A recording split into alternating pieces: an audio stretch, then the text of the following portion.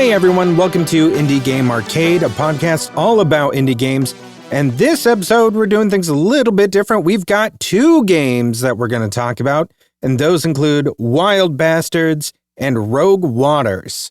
My name's Chris. I'm Joseph. Joseph, have you ever wanted to just assemble a ragtag group of your wildest buddies and just go off into adventures and get into all kinds of shenanigans? It sounds like my 20s. So, have I done this? Yes. Do I long for the time to do it again? Also, yes. But since I can't and I don't have the energy for it anymore, I at least can do it in the game Wild Bastards. Yeah, kind of like both games we played follow a very similar format, honestly. It's Wild really just Bastards, like pirates of different sorts. Yeah, Wild Bastards definitely follows that like way more to the T. And we're going to talk about that one first. So Wild Bastards came out on September 12th of this year, 2024. Developed by Blue Manchu, also the developer of Void Bastards, which this is the spiritual successor to, published by Maximum Entertainment. And for a quick description, the spiritual successor to the award-winning game Void Bastards. Wild Bastards is a roguelike strategy shooter with heart-pounding FPS action, mod management, and a tactical campaign. Saddle up and lead the most notorious outlaws in the galaxy. What I do want people to understand is, like, this is not an FPS like Borderlands, I'm going to say, because I went in thinking it was going to be kind of fast and loose just like that. And I played this, just for context, on normal difficulty. There's like very easy, normal, hard, and very hard. I played it in normal because I wanted to see what it was intended to be played as. And if you go in thinking it's one of those like where you can just kind of run around and shoot willy-nilly and just kill a bunch of thugs, like you're going to get taken out real quick. Like even these basic enemies can snipe you down way fast. I don't know if it's like way easier on the easier difficulties or way harder on the harder ones, but I know like just straight down the middle, you really do have to strategize in such a way where you're like, okay, I know there's two enemies right here. I really need to like take cover. I need to be careful. Do they know I'm there? Do they not? Have they seen me yet? Because like if they see you and you're out in the open, you're gonna get hit like a lot. And at least initially, before you get mods and stuff going on, your health is pretty low. So you're gonna get taken out real quick. I know I died a couple times before I really got the grasp of it. And at first I was looking at that like, oh man, this game is like super hard, and am I gonna have fun in the way that they're kind of pushing it to where not only do I have these really hard encampments of enemies that I have to fight through, but also there's these even harder enemies, these like, you know, boss level enemies basically that are on a timer to come down after a certain number of turns, then they'll chase you until you leave the map you're on. Yeah. And that is where I was like at first struggling, where I'm like, do I like this or not? And now that I'm like about 6 hours into the game, I'm like, oh, I couldn't see it any other way. Like the pressure being there is so necessary for this type of game, because otherwise you just walk around and pick up everything and you're like, great. And it just wouldn't feel like you earned it. But in this case, it's like you have to decide like, okay, I have time to go grab this and this. But if I push it too hard, then these dudes are going to come after me and I'm probably going to get taken out. So I really have to think tactically about this and not just like run and gun. And that's not to say that like you can't purely run and gun if you get these certain the superpowers. What are their superpowers? Stunts. They're called stunts. Yeah. So each character. Okay. So there are 13 playable characters. You only have 2 to start with. And your goal essentially is to go and resurrect your comrades, your friends that are your like colleagues in the Wild Bastards gang. Yeah. That have been taken out by this Jebediah Chast. He is the like overarching like supervillain to this, or to your villains. And he is the one who like, he's sending his deputies or his children after you, basically. They're the, you know, quote unquote bosses that I was referring to earlier.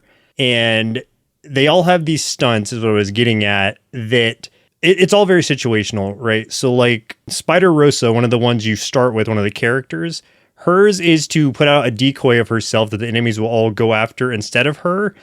And initially I wasn't real impressed by it, but now that is one of my favorite stunts because that is so helpful to draw attention away from yourself and get some free shots in. So survivability wise, like she's one of the best. She's the best, especially like, oh my God, when you get surrounded by a bunch of coyotes, holy crap. Like, yeah, especially when you can do that, then run and get yourself like up a ladder and get on top of a building and get away from all those things. Cause sometimes you'll go into like one of those battles and there's like 8 of those freaking things running around and it's just, oh man. And every section you go to, different segment of space where you're going to resurrect one of your friends, like the enemies, they introduce new enemies and they're harder in different ways. So it is just getting like increasingly harder and harder. But at the same time, you're getting these cards, these aces that are the equivalent of you leveling up. Some of them are temporary, but some of them are permanent buffs you get to yourself. And those are so important. It seems kind of random, like who gets like the actual aces that you collect throughout the levels. Yeah. Even people who aren't there with you will sometimes get the aces that you picked up. And so like leveling isn't like, I'm going to take only Spider Rosa and Casino down and level those two, like power level them. That's not the way it works. Like that feels random to me. I don't know if there's any kind of like technicality to it or it's like, I need to get this ace for this person, et cetera, but it seems like there's not. I'm only maybe an hour and a half, 2 hours in, and I think the only aces I've picked up are for Spider Rosa. I don't think I've gotten an ace for anybody else. It feels kind of random because even like newer people have gotten aces over like Casino, who I've had the whole time. Like he's a lower level than some of the newer people I got. So that's strange to me in a way.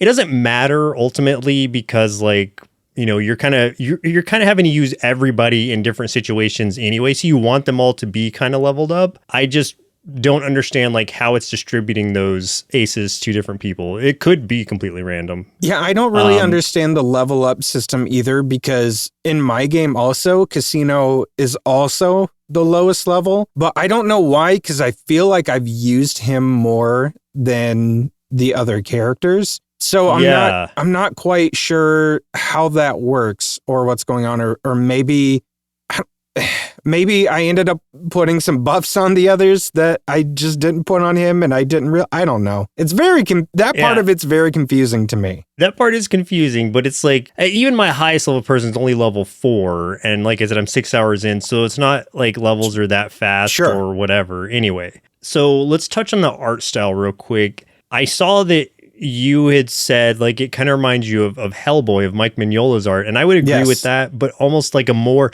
like if it was a Hellboy animated series, like a more like cartoonish flair on that. Yeah, they've got those like Hellboy animated films, and I would say that they're similar to that in a way, but like what I really like about it is the use of those really dark shadows, like.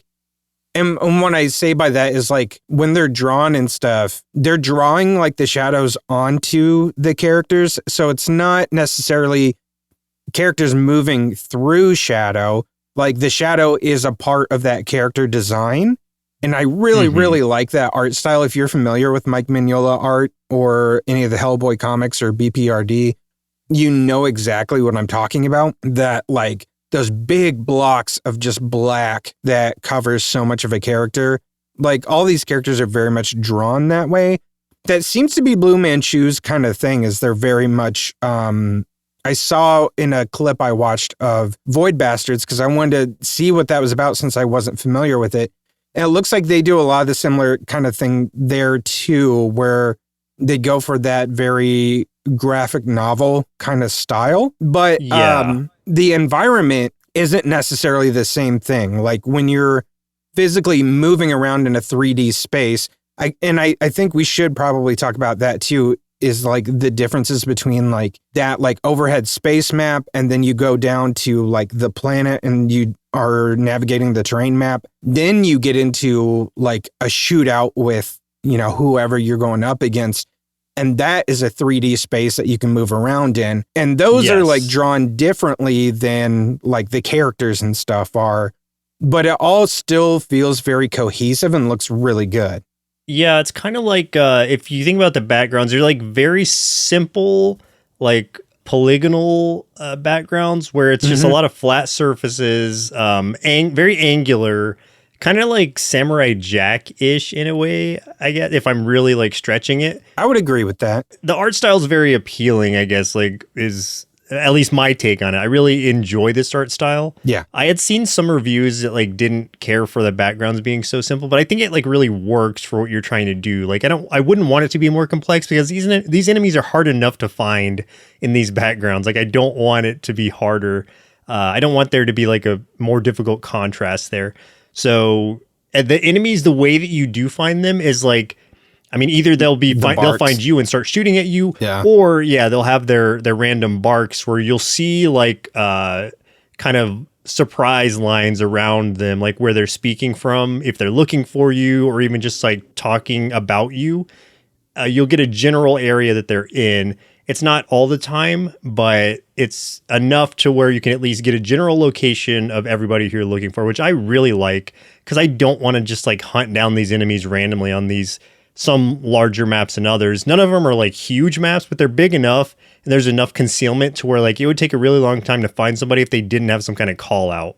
Especially when you get into like the fort battles and stuff where you've got like the big walls and some of them are inside that, some of them are outside, and there's all the buildings and stuff that they can hide into, and some of them can go up like the towers.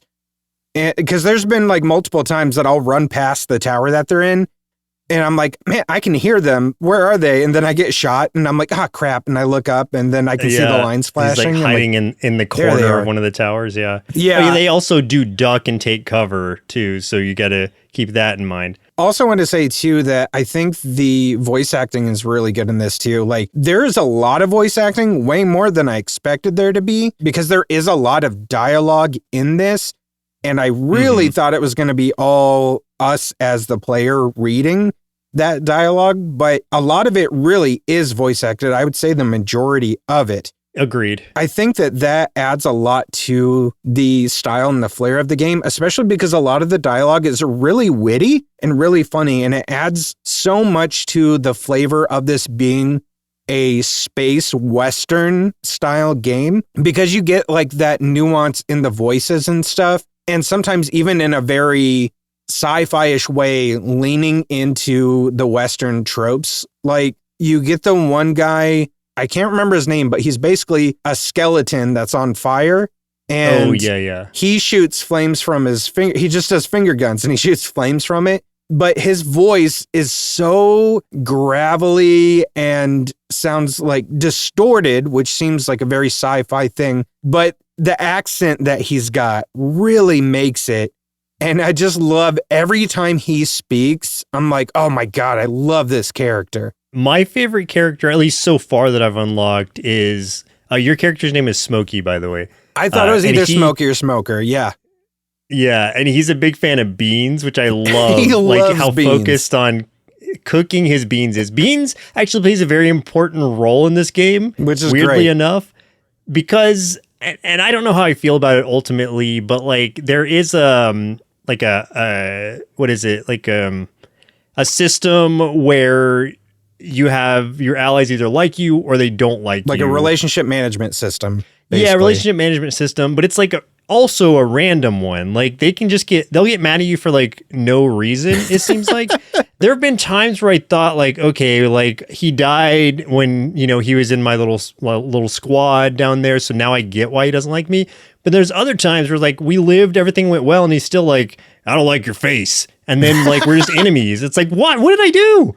And so man, that one I also feel like is kind of random. You know what though? They're outlaws, man. It adds to it. It feels good. It's just like, no, it's funny, and I like. Yeah. I just wish I knew why, like somebody just didn't like me all of a sudden. But all that is to say, like I'm gonna go back to beans. All you have to do is like share a can of beans with them, and then good. You can be allies again. Yeah, you're cool. Like everything can be resolved with the can of beans, I think is the message here. Yeah, and I feel like that really translates to real life too.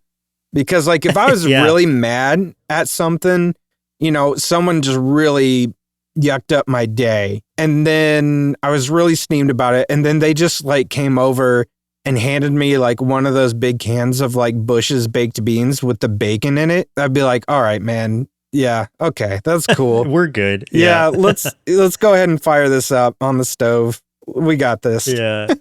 Yeah. Yeah. So that's how you resolve conflict in this game is beans. Yeah. Beans and combat, basically. My favorite character so far is the judge. I just think he's so cool. He is cool. Like, he's this big robot and he uses like a sniper rifle and he just has such like a deep, like commanding voice. And like everything in here, it has some kind of like fantastical element to it. Like aside from, you know, the deputy and stuff, like there's no humans in your party. Everyone's either a robot or some kind of alien, like Hopalong is like a snake man. They don't ever say anything about it. It's just like, I guess snake men are just a thing in this universe. So he's just a regular snake man that happens to know how to use a lasso. I like the way his combat works too, because you're literally just like lassoing people and kind of strangling them with your lasso. And it's kind of cool the way that he runs, which is different from everybody else. Everybody else runs like normal, but he kind of like crouches to the ground. You can imagine him kind of like slithering around. So he has like a lower kind of point of perspective when he's running. Yeah. So everybody has kind of unique combat mechanics to them like that go along with their character.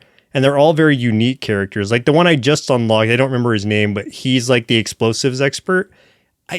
I think he's just like he looks like just energy with like 6 eyes and a cowboy hat, and he just throws dynamite. It's like, I don't understand what he is, but you know, he loves to blow stuff up. I haven't unlocked this person or, you know, gotten to them and resurrected them yet, but I like the one that I've seen in the promotional art where you see all of them in the spaceship. The one that looks like Mr. Freeze in the helmet and everything. Oh, I know who you're talking about. You're talking about Roswell. Okay. He's the alien. Oh, perfect. Yeah, so he's like an actual alien, and he talks kind of like one too. Of course, and so it's really funny to see. Yeah, it's great. Perfect. He uses like some energy weapon that doesn't have ammo, but it can overheat after a while, you know, like an alien laser gun. Yeah. So it's really cool. Like this whole world, I think it would have been cool just even if it was like a straight down to earth Western, but expanding it out into space and making it just a weird space Western just still pays respect to all of the Western tropes makes it even better. Do you think that this game exists in the same universe as Void Bastards? I'd like to think so, because Void Bastards is like a space prison breakout kind of thing. Yeah. So, I would think it was in the same universe, if not the same direct universe, at least the same world as that whole game. Yeah, I like to think that. I like the idea of it, and it makes me wonder if they ever do another game, would they just make a third game that's also exists within the same universe of another theme, but with, similar styles and stuff, the management side of things, the FPS part of things. Yeah, it would have to have like the FPS side of it, and it would have to have bastards in the name. I think those are the only real rules. Right. Be a roguelike, have bastards in the name, be an FPS, and then you can do whatever else you want with it.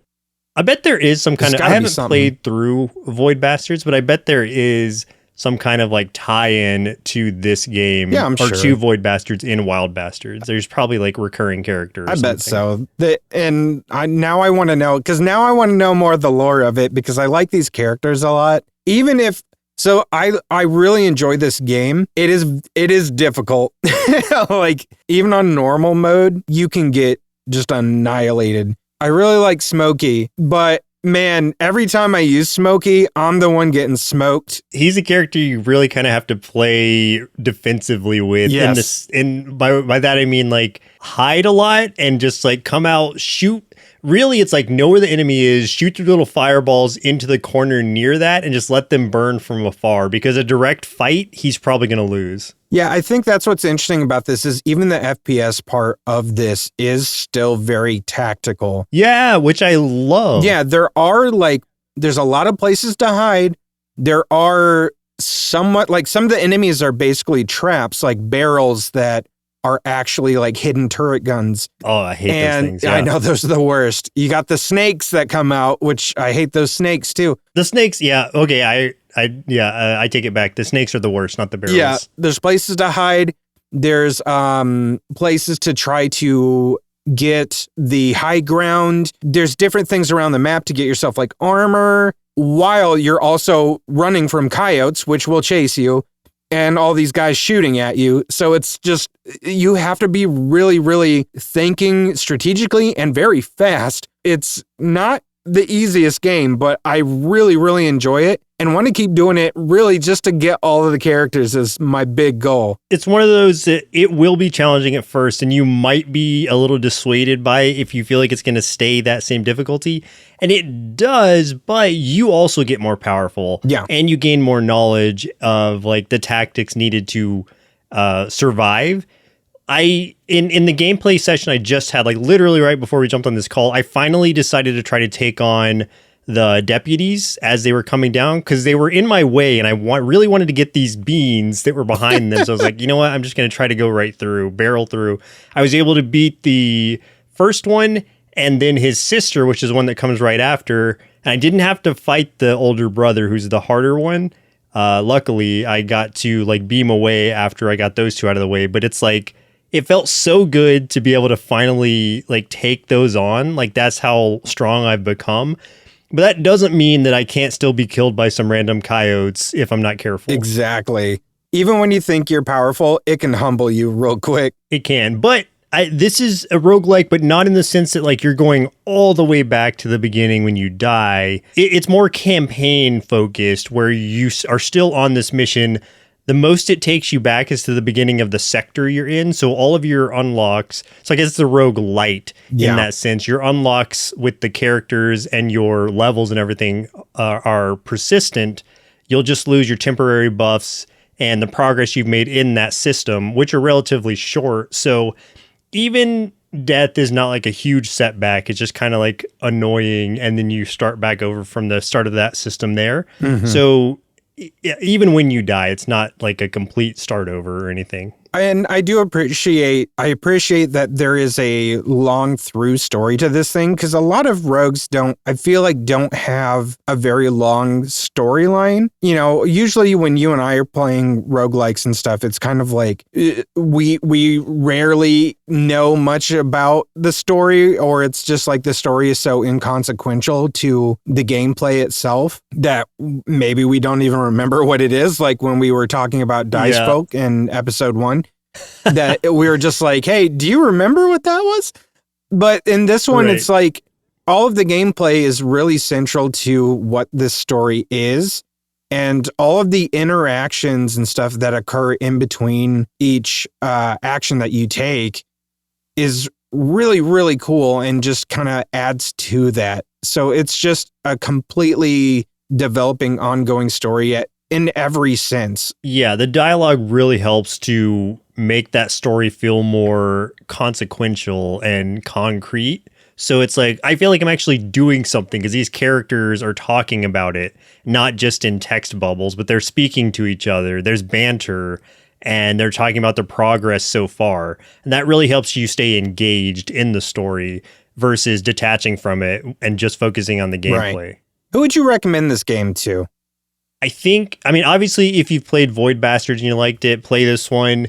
But even if you haven't, I think if you enjoy FPSs, but you wish that they were a little more tactical, I think this is really the kind of game for you. It's not going to be like a Doom-like or anything like that. Or like I said, not so chaotic that it's Borderlands-like. You got to think about your actions, but you still have freedom of movement, and skill level is important, like aiming and such. So, and also if you enjoy roguelikes, of course, I think this one is a nice blend of both and has a good enough story to entertain someone who is in there for the story. I'm usually not, but I'm actually really engaged in this one because it's playing right along with the gameplay.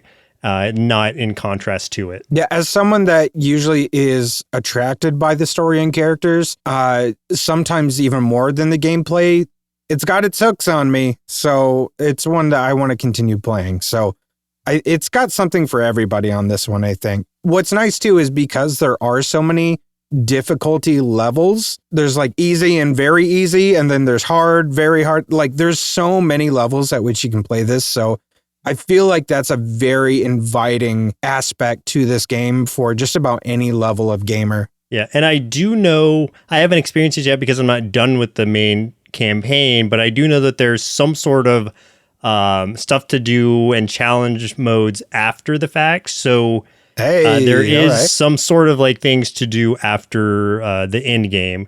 So it's not just this storyline, but I don't know how like consequential or not those are or how in depth they are. But it's at least something to note is there's more to do after you're done. Ah, very cool. Well, let's move from these wild bastards in space to the bastards of the sea and talk about Rogue Waters. Rogue Waters came out on September 12th of 2024, developed by Ice Code Games, which were also the developers of Hard West 2, not the original Hard West, but they did develop the sequel, published by Tripwire Presents. And for a quick description, Rogue Waters is a pirate tactical turn-based roguelite where you play as Captain Cutter, commanding your ship and crew through procedurally generated encounters to seek revenge, recruit, train, and upgrade crew, use powerful sea creatures, and engage in dynamic naval and melee combat to gain the upper hand. The only thing I would add to that is you're doing all that with, and this is a story thing, with the guide of Shiv, which I love because Shiv is so sassy. Shiv is the spirit that's contained in a jewel, and this jewel is embedded in Captain Cutter's skull, like in his eye socket. If you're doing any of the runs that are a part of the story mode, she's always talking to him and being kind of sassy, but no one else can hear it because all the voices in his head. So Cutter's men kind of think he's a little crazy, and I just think that's fun. It's interesting because like they also saw him like get resurrected from the dead, and to question anything that comes from it is just strange to me. Because like this guy just like came back from the dead, and he has this crystal sticking out of his eye. So it's like I just believe this man. Yeah, I would just be like, okay, sure, why not? Why Makes not, sense. man? Basically, you get through kind of like the story mode of this thing that really sets everything up. And then from there on, it's more about completing runs, which you always start from your little sanctum under the sea. It's like a little pocket that your ship and your workshop, and there's a tavern. And what you're really doing is when you're there, you are recruiting one specialist to join your crew.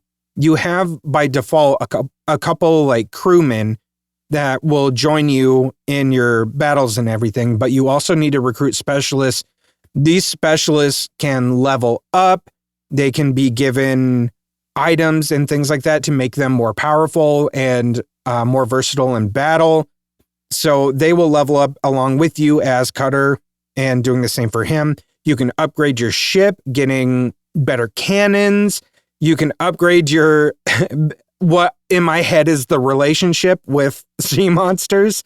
Like, right now, the only one I have is the Kraken. There's different currencies in this game. You can utilize some of those currencies to, when you call on the Kraken, to make those attacks more powerful or spread, a wider net of like AoE damage, things like that. So I like the amount of customization you can do to set your run up. But the runs themselves become so different each time also because of the way the game works, in that each time you go into a battle, it becomes a naval battle first. And what happens in that naval battle determines how the rest of the battle is going to go once it becomes like a skirmish on the deck of a ship. Let's say on your ship, you encounter this enemy ship, and it goes into this 3-round battle where you have your cannons, they have their cannons. You also have different things on your ship that provide you buffs, and they have the same. You also have your crewmen on your deck. They have the same.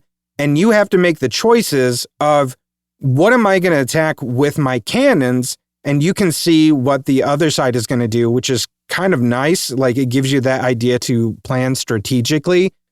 But also, it sort of locks you in sometimes into feeling like you have to go on the defensive. And sometimes that honestly is the best bet, because they can either attack your buffs so that when you go into the skirmish after those 3 rounds, you won't have the buffs, which might be that your crew has extra health, or maybe you can bring an extra crewman in because you're limited to only bringing in 4. Maybe you've got something that brings in 5, or you might have something that regenerates 1 HP of health for all of your crew at the end of a round of battle, which acts a lot like D&D or like Baldur's Gate. It's a grid-based combat. Yeah, everything that happens on that ship is going to determine how the deck battle is going to play out, and if you're going to be at a disadvantage or an advantage. And I love that aspect of it because it adds so much more pressure to it. It also changes the aspect of like every battle I've gone in. It makes the runs very different each time as well. Yeah, I haven't played a ton. I played about an hour and a half of this game. So I've done basically the starting part, and I think 1, maybe 2 missions after the fact.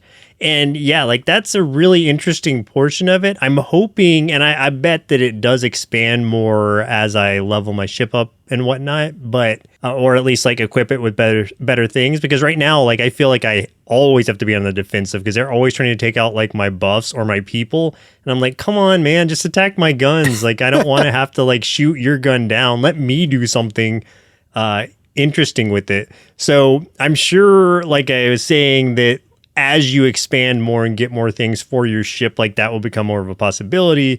It just feels right now, like you were saying, I'm always on the defensive in the ship mode just to protect my general assets for the actual combat. Yeah, I think it really depends on the situation. This is the game that I'm about 6 hours in, and I have quite a few upgrades for, I really concentrated on my cannons specifically because I was finding that, like you, I was feeling very much on the defensive a lot and at a disadvantage. So I wanted to get equipped with cannons that could do more damage right away, because some of those cannons, when you first start with, it's like they'll do like 1 HP of damage against something on that ship, where it might take like 2 to 3, damage to actually destroy an enemy cannon or destroy an enemy flag or something, which is something that gives them a buff. So it's like you waste a lot of time trying to take one thing down while they're just blasting away at everything you've got. So I upgraded a lot of my cannons so that I can really prioritize, okay, this one cannon is going to take out one of their cannons. This other cannon I've got is going to take out one of their buffs. And the next round, I'm going to take out another one of their cannons so they can't do more damage to me. And then I'm going to take out one of their guys so that when I get on the deck, there's one less person I have to fight. Yeah, so that's actually a really cool mechanic because it lets you kind of get some kind of advantage at the start of a battle or disadvantage depending on like what ends up happening. But I like that it kind of changes things up every single time. So even if you're going into a battle that should be very similar to the last one, if you get one of your buffs taken out accidentally or took out something of theirs that's important, then that changes the whole dynamic. It's a game too where you really have to be paying attention to what you're doing, set yourself up for success, and also pray to the Kraken sometimes, because man, even thinking sometimes that, man, I'm so set up, I'm stacked, I've got all these good cannons, I have tons of great upgrades. I'll get to like the end of a run at a fortress or something, and I get just demolished because certain things just don't go my way. It's very humbling, once again, and a little demoralizing sometimes, but it still makes you like, okay, man, that sucked. I've got an idea for the next one. I'm going to set this up a little bit differently, and then it feels like my need to keep going and try the next run just slightly differently. The best roguelikes are like that, where it's like, even if you fail, you're encouraged to do one more run. And that's really like the name of the game. It's like, okay, I did just one more run. I got it this time. Like if you're just doing progressively better, even those bad runs don't feel as bad. Yeah. I like the or not ground, but like the unit combat in this as well. Yeah, yes. Because the way that a lot of it's so placement heavy in the sense that like every move you do, not it's not just like pushes like it is in other games. Every move you do pushes a unit into like or back one tile, and that if there's something behind him will do more damage. If there's a unit behind him, they both get damage. Like there's a whole mechanic of pushing the units around to do different things. And then if they're on the edge of the ship, they just get pushed off the ship, which was happening a lot. And I just found it very comical. And it's just like the positioning of things is so important in here, and also can work completely against you if you get like stuck in a corner or something. So you have to be very mindful of where you are. I don't know if you can get pushed off a ship. I at least never have, but I would just stay away from the edge if I were you anyway, just in case. Depending on like the enemies you're facing too, you have to really think about your positioning, because there's a lot of different classes of enemies. There's this one called a bomber, and it's basically like this dude that will light and chuck a bomb at you. And you have one turn to either try to move all your dudes out of the way, which can suck because, you know, that's a turn you could be trying to finish off whatever guy you're going up against. Or you can try to pick that bomb up and chuck it right back at him, which is very, very fun. When you're going up against bombers and all your guys are clustered together, you're at more of a risk of taking damage because of that. That positioning is everything in this. And also, like you were saying earlier, like summoning mythical sea creatures, at least like you say you only had Kraken too, but that's obviously all I've had to use, but that's still so fun. If you can get people into like a horizontal or I think vertical even line of 4, you just have the Kraken come and just slap that entire section down with the tentacle. And I think it just is an auto kill for anything in its path. It's a certain amount of health, but most of the mobs like around, unless you're like towards the end of the run, most of them that would be an instant kill. So is that a once per combat thing? Yeah, but there is a way to refill it. Oh. It just depends on certain things that you run into. Like there's like islands and stuff where you can like refresh talk it? to like, yeah, you can like talk to a goddess and kind of like replenish and stuff. But I know there's other sea creatures out there too that you can basically unlock, but I have not run into those yet. And I don't know if it's just farther along in the story or, you know, chance, because one of the things you're also doing is, you know, it's not just battle. You're choosing a path very Slay the Spire like of where to go. And sometimes that is choosing which ship you're going to attack in this like map. And depending on what ship you go after, that's going to split into a certain path that might take you to another battle, or maybe it takes you to a place where it's a bunch of merchants or something. And when you go there too, which is fun, you can go to like a merchant place, like a merchant island, repair your ship, buy some upgrades, but then you can try to rob them, which is great. I did that once.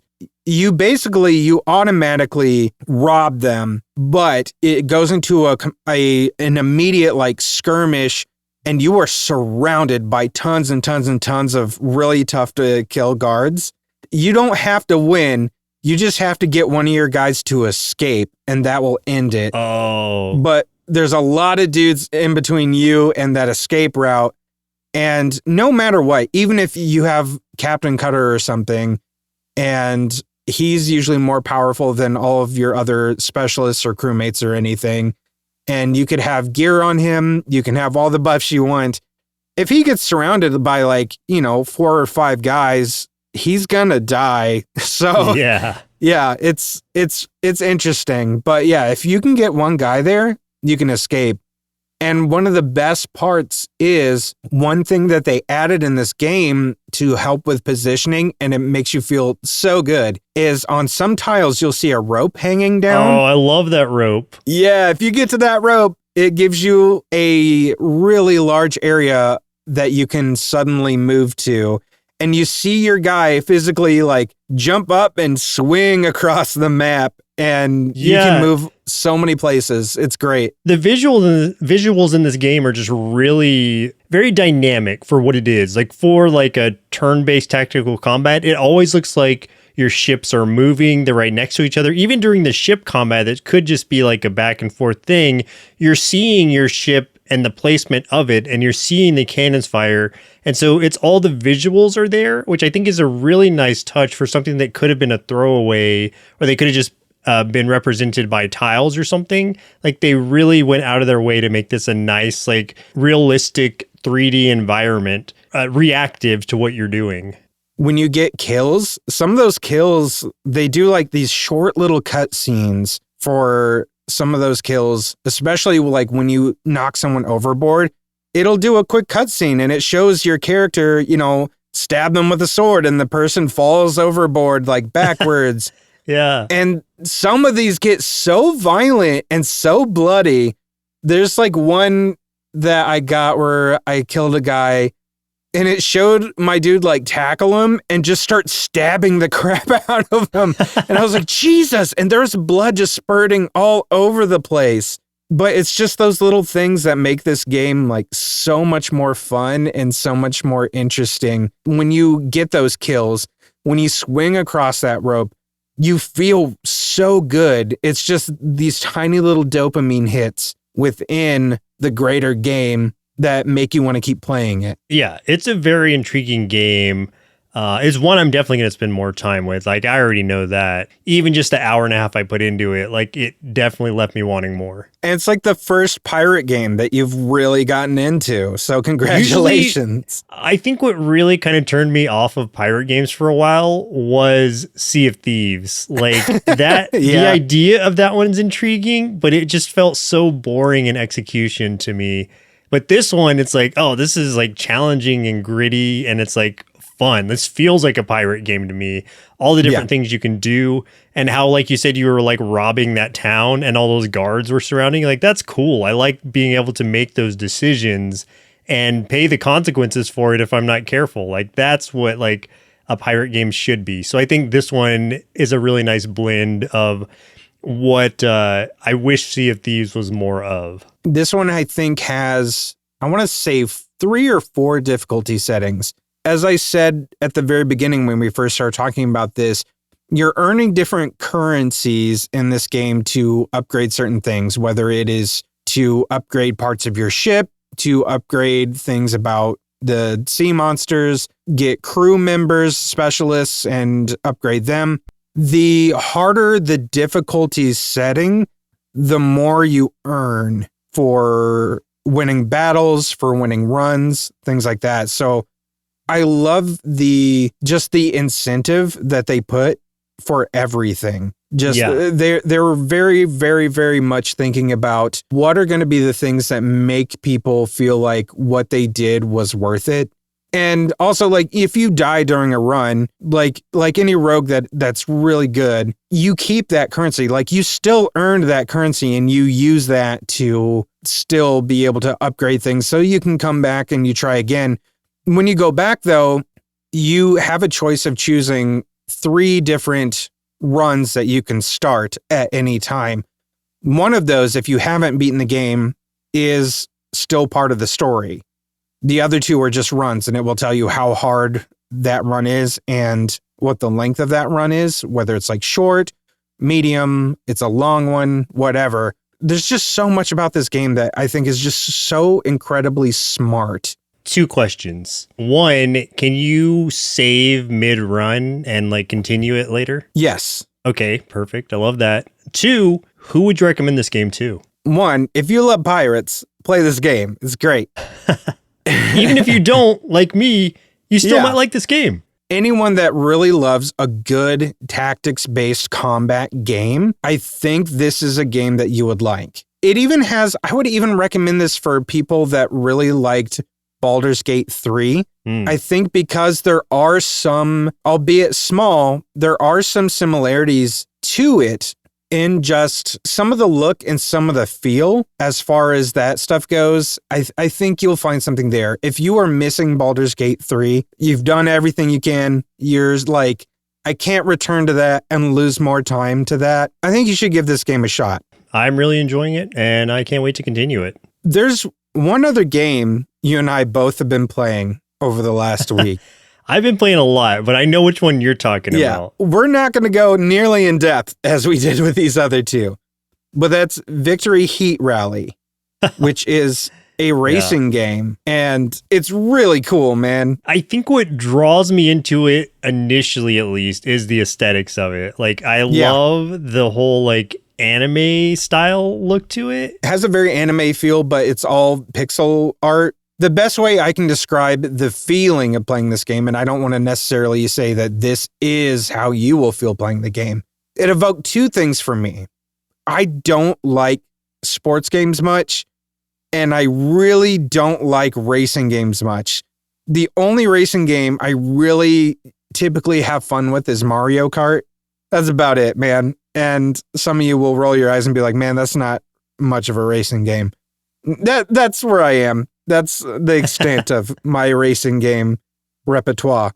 But I also really love going to an arcade, a physical arcade, and sitting in those car seats and playing some of those racing games. And this game, I think, captured some of the fun that I've had from playing Mario Kart, and I don't have a reason why. But it also captured some of the visual appeal and a lot of the sound from an arcade style racing game that was very attractive for me. I just felt really good playing it. Even though at first I felt like, wow, this game's fairly easy. It took me a second to understand how to really get the controls down. Like, I just didn't understand it at first. And then I was like, okay, this isn't too bad. This is fairly easy. Blew through that first circuit or cup or whatever, and then got into the second one, and I was like, oh my God, this got so much harder. This game is like, it's been a while, similar to you, since I've played a game without the chaos of, shells, banana peels, or stars that I really enjoyed. Like, without those kind of additions to it, without some interactivity. Like, I don't really like racing games so much, but this one was like such a refreshing break from that formula that I'm used to playing. The drift mechanic, I think, is really what like does it for me, because that's the interactivity that I need. I'm not just turning left. I'm holding down the button, so I'm drifting just enough to get that nice boost. And then like running into people from behind is hilarious because they make that crazy scream noise when you hit them. They explode and go flying off the screen. Yeah. Yes. And there's those challenge modes where it's like, okay, I have to drift, but I need to squeeze between all of these like obstacles while I'm doing it. And those get like really challenging, but it's so satisfying when you're able to gold cup those. Plus, there's so many other racers to unlock as you're doing the story. One of the rivals is what they're called. Mm-hmm. And you have to beat them a certain way to unlock them, and then you can use them. And as you're playing or using whatever racer you are, you can level them up. You unlock things for their vehicle to customize that vehicle more. And I just think that's a really cool way of doing it. Yeah, so this is just like a really fun, I know we're not going to talk too much more about this. It's just a really fun like arcade throwback kind of racing game that is a lot of fun and has enough like difficulty depth to it to make it engaging, but is also like so loose and fun enough that where you can just jump in and get around in and have fun. Yeah, absolutely. Let me tell you some of the other games that I've played this week, just real quick. No, you played nothing. The only new game I've played aside from what we just talked about is Kill Knight, the one that I mentioned at the end of last episode. Yeah. Kill Knight, it's an arcade style bullet hell. It is really challenging, as expected, but so satisfying if you're like a gaming masochist like myself. When you get those victories, when you're able to just like demolish like hundreds of these demons that you're fighting through, it is so fun. I wouldn't quite say that it like lines up with like the, I don't know, like spooky season kind of gameplay. It's just like you're just a random dude killing a ton of demons, but it is just a really good version of that. So if you're interested in those kind of things at all, or like bullet hell games, I think Kill Knight's one you should check out. Otherwise, I've been playing more UFO 50. I beat a couple more of those games. I beat Mooncat because, how could I not after seeing how weird it was? the big bell race, because it was short and easy enough to where I was finally able to get one of those cherry disc. And then Overbond, I beat that one as well, which is one where you're kind of betting on yourself to the amount of enemies that you're able to take on, in that kind of like a three-dimensional shooter type thing where all these like hordes of enemies are coming in and you're just like shooting them down. I beat that one as well. I played Dice Folk again, where I finally finished the trial version of, or the trial of that, to where I beat the true boss. And so I just have to retire that game for now. I'm sure I'll jump back into it from time to time and just like chip away at some of the challenge stuff. But like, I'm done with that game as far as like the story of it goes. So I do feel like I should be giving you some kind of medal for completing all the trials. You need to be up on like a pedestal. You need to have laurels on. We need to give you a trophy of some kind so you can celebrate your victory. I've got Steam achievements for it. That's enough for me. Okay, that's fair. You got the Steam achievements.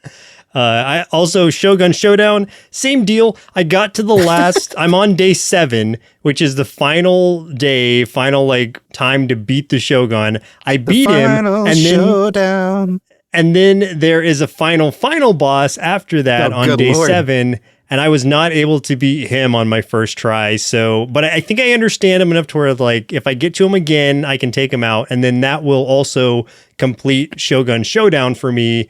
And that will be like the final thing. There's still a ton of other stuff I could do and unlock, but as far as the story mode goes, like that's the end of it. So if I can finally finish that, then you're great. Turning into a completionist, which but I'm not, never because really like I don't before. Well, here's the thing: like those games are just so engaging to me that I want to see them through, at least story-wise. I don't care about all the unlockables and stuff. Like, that doesn't matter to me. I just want to get through the story because I feel I owe it to those games because they have offered me hours of entertainment and are just really well made. So you've given up so much of your life to those. So much time to those 2 games. Okay, The games I want to call out, though. So I'm gonna mention 3 games. One that came out last week at the time you're listening to this, October 10th, Diceomancer. It's yet another roguelike deck building RPG. Yeah, right? Like the visuals of it look so cool. And like with the dice, you gain the power. Like it's a deck building game with cards, but like there's a dice aspect to it where you're like rolling a D20 or multiple D20s to modify enemy stats, card effects, and change your own fate. I'm just quoting this off of something I read about. I don't know what that actually means, but like that sounds cool. And the visuals of it look really good. Like they're like a simplistic kind of like hand animated style. And I just love the way it looks. I'm really excited to play it. I bought like another game from that same distribution company or maybe production company. So I have like a discount on this game. So I think I'm going to pick it up while it's still on sale and try that. So maybe by next week I'll have actually played that one. Awesome. The other 2 I want to mention come out this week when you're listening to this, which is Neva, which is the one from the creators of Greece. I think you mentioned that before. That's such a good game. It's another one of those like visually stunning narrative adventures. As far as I understand it, like Neva means like snow or like to turn something white or whatever, which I think lines up with like the Greece portion of it. Because this is a Spanish company. So I don't think it's Gris. Gris would be if it's French. So I think it's Greece. It means gray, yeah. But yeah, it means gray. And so like, I think gray and white kind of lines up together. So that one just, again, visually really appealing. And I'm sure it's going to have some kind of really heartbreaking or compelling story to it. So I'm very excited about that. And that comes out on October 15th. I do have a full playthrough of Gris on our YouTube channel, youtube.com/nerdsloth. It legitimately made me cry. So yeah, it was so impactful. And that was like one of the games that I feel like has impacted me emotionally the most out of any game I've ever played. So I'm very interested to see how this game goes. Yeah, Greece was great. And then now Drova is the last one I'm going to talk about, which is also October 15th. Drova, Forsaken Kin, is a pixel art action RPG that's also kind of a Souls-like, it looks like. Choice-driven narrative, open world exploration. You can like join one of 2 different factions, which are kind of game-changing choices. And just, I like the pixelated look of it, and also the isometric kind of perspective in a Souls-like game. So I'm curious to see like what that's like. also comes out this week, so we'll see. Awesome, man. There's a few games I actually wanted to mention that are coming out. I have no concept of time. There's 2 games that are coming out on the 24th and 2 games coming out on the 25th. A couple of these are spooky. One is not. God dang, there are so many good games coming out this month that's why I had to restrict it to like this week, because I can't. There are so many more that I want to mention that are coming out literally the week we're recording this. And it's just, I can't mention all of them. I will just say, Europa, I see you. I want to play you. But coming out on the 24th, these 2, Prim, which is, Prim is a cute and spooky little point and click adventure with like a little Tim Burton aesthetic. And then Cabernet is this beautifully animated 2D interactive fiction, very choices matter storytelling. And that one seems to be very much about like a woman who becomes a vampire. And it just looks good. I don't want to talk too much about it. Seems like they're going to do like, just go like check out the trailers on Steam. On the 25th is Devil Slot Machine. I'm just going to tell you the best way I can describe it. And I think how they even describe it. And then I want you to just try to think up what this would be like. This is a pixel art roguelike pinball tower defense game. So if you can figure out how that would work. I'm looking at screenshots and I'm trying to understand what I'm looking at. Right. The very last one is Telly, the TV. This is the only one that is not spooky looking. Well, it's got a little bit of a spooky aesthetic in some of the visuals, but not too much. This is a 1-bit platformer that I just watching the trailer, seeing some of the gameplay. I have an inkling that this is one that we're going to hear more about. It looks really awesome. If you are looking for some spooky or games with some horror overtones that you can play right now, they're already out. Play Dredge if you like fishing games, because it's great. I love fishing games. I don't know why, but they're just really satisfying, and Dredge has a lot of scares to it. And then if you like puzzles, anything from the Cube Escape series or any of the Rusty Lake series games like Rusty Lake Hotel, Rusty Lake Paradox, all really good games, so check those out. If you enjoyed this episode, please do us a favor and share it with someone who loves indie games. And as always, you can catch me playing some of the games we talk about on the show over at patreon.com/nerdsloth, where we've got hundreds of hours of bonus content, including a bonus podcast for those at the $5 tier.